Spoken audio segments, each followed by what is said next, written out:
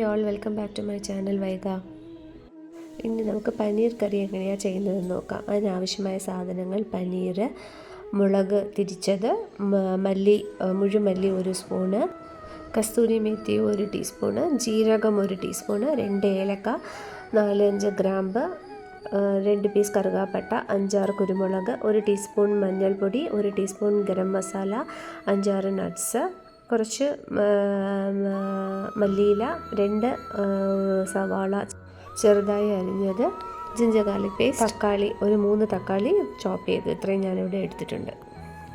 Pan ചൂടാക്കി എണ്ണ ഒഴിച്ചതിന് ശേഷം സ്പൈസസ്: ഏലക്ക, ഗ്രാമ്പ്, മല്ലി, ജീരകം, കറുകാപ്പട്ട ഇതെല്ലാം ഇട്ടൊന്ന് ഫ്രൈ ചെയ്തതിന് ശേഷം നട്ട്സും നമ്മൾ അരിഞ്ഞു വെച്ചിരിക്കുന്ന 2 സവാളയും കൂടെ ചേർത്ത് ഒരല്പം ഉപ്പും കൂടെ ചേർത്ത് നന്നായിട്ട് ഒരു ബ്രൗൺ കളർ ആകുന്നവരെ ഒന്ന് ഫ്രൈ ചെയ്തെടുക്കുക.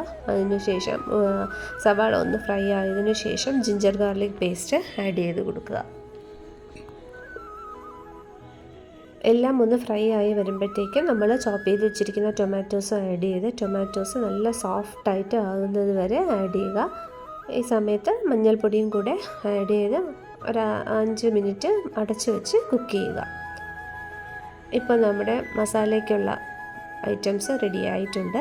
ഇതെല്ലാം ഓക്കെ ആയതിനു ശേഷം നമ്മൾ അതിനെ ഗ്രൈൻഡ് ചെയ്ത് എടുക്കണം.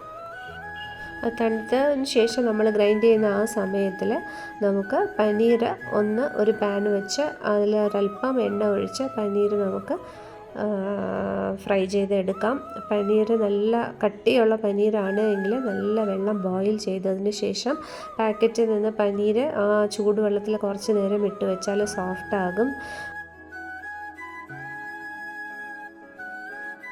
പനീർ ഫ്രൈ ചെയ്യുന്ന സമയത്ത് ഒരുപാട് ഇട്ട് ഇളക്കാൻ പാടില്ല, പനീർ പൊടിഞ്ഞു പോകും. അതുകൊണ്ട് ഫ്രൈ ചെയ്യുന്ന സമയത്ത് വളരെ സോഫ്റ്റായിരുന്നു എനിക്ക് കിട്ടിയ പനീർ.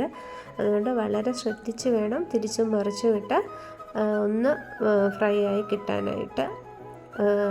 പനീർ ഫ്രൈ ആയതിനു ശേഷം നമ്മളതിനെ ഒരു പാനിലോട്ട് മാറ്റിയിട്ട് ആദ്യം ആ മസാല നമ്മൾ കൂട്ടിയ ആ പാനിൽ തന്നെ പനീരിട്ട് നമ്മൾ ഗ്രൈൻഡ് ചെയ്ത ആ മസാല പേസ്റ്റും കൂടെ ചേർത്ത് പനീറും മിക്സ് ചെയ്ത് കുറച്ച് മഞ്ഞൾപ്പൊടി, കുറച്ച് ഗരം മസാല പൊടി, പിന്നെ കസൂരി മേത്തി ഇലയും കൂടെ ചേർത്ത് ഒന്ന് ബോയിൽ ചെയ്തെടുക്കുക. ആ മസാലയുടെയൊക്കെ ഒരു റോ സ്മെല്ല് പോകുന്നതിന് വേണ്ടിയിട്ടാണ്. ഒരു 5 മിനിറ്റ് കുക്ക് ചെയ്തതിന് ശേഷം അരിഞ്ഞു വെച്ചിരിക്കുന്ന മല്ലിയിലയും ചേർത്ത് ഉപ്പും ചെക്ക് ചെയ്ത് ഉപ്പ് ആവശ്യമുണ്ടെങ്കിൽ ഈ സമയത്ത് ഉപ്പും ചേർത്ത് നമ്മുടെ പനീർ കറി റെഡിയാക്കാം. ചപ്പാത്തിയുടെ കൂടെയും റൈസിൻ്റെ കൂടെയൊക്കെ കഴിക്കാൻ പറ്റിയ വളരെ എളുപ്പത്തിൽ ഉണ്ടാക്കാവുന്ന സൂപ്പർ ടേസ്റ്റി പനീർ കറി റെഡിയായി. എല്ലാവരും ചെയ്തു നോക്കുക. Hope you all like my channel. Please like and subscribe to my channel. Thank you.